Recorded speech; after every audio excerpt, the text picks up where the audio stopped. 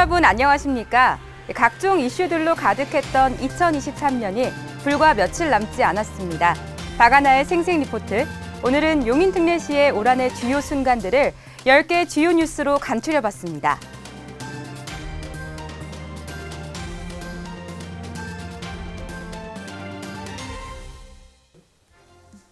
첫 번째 뉴스입니다.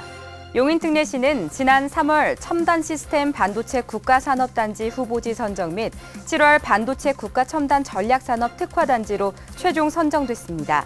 이에 따라 용인은 중앙정부의 각종 행정 지원 특례와 반도체 기반 시설 지원 등 다양한 혜택을 받으며 세계적인 반도체 중심 도시로 도약하게 됐습니다. 두 번째 뉴스입니다. 처인구 이동읍에 반도체 신도시가 조성됩니다. 지난 11월 국토교통부는 처인구 이동읍 일원에 16,000가구의 신도시 조성을 발표했습니다. 시는 생활, 환경, 안전, 교통 분야 등 스마트시티 기술을 대폭 도입해 편리하고 안전한 도시로 개발할 계획입니다. 세 번째 뉴스입니다. 용인특례시는 재난관리 우수 지자체로 2년 연속 대통령 표창을 수상했습니다.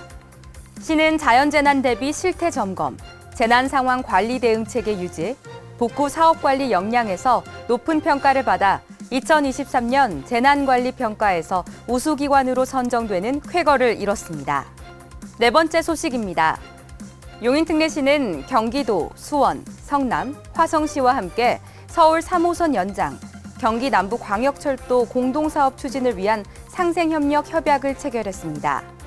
협약에 따라 4개 도시는 경기도와 함께 서울 3호선 연장을 성공적으로 진행하기 위해 최적의 노선을 마련하고 제5차 국가철도망 구축 계획 등 상위 계획에 반영하도록 협력하기로 했습니다.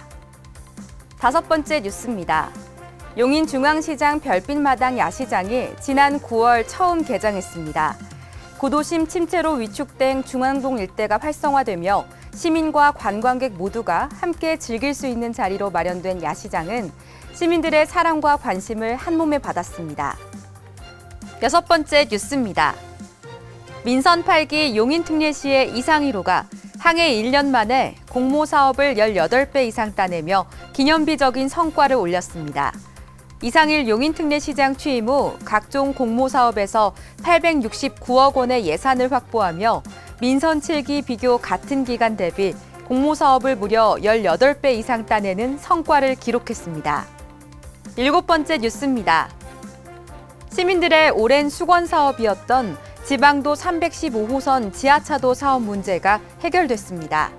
만성 정체를 겪어온 보라동 일대의 교통 불편을 해소하고자 이상일 용인특례시장과 공직자들이 고군분투한 끝에 결국 국토부가 설계 지침을 개정하면서 지방도 315호선 지하차도 공사 재개가 가능해졌습니다. 여덟 번째 뉴스입니다. 용인특례시가 경기도에서 책을 가장 많이 읽는 도시 1위를 차지했습니다.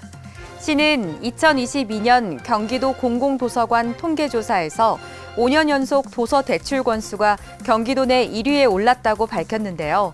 특히 2위 도시보다 36%나 높게 차이를 벌리며 압도적인 우위를 차지했다고 하네요. 아홉 번째 뉴스입니다.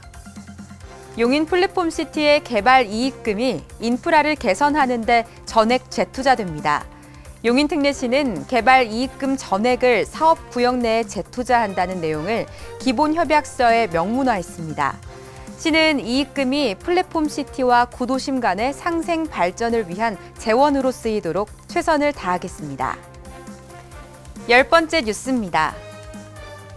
이상일 시장과 용인특례시 공직자들의 노력 끝에 교육부와 경기도 교육청으로부터 509억 원의 재정을 확보했습니다.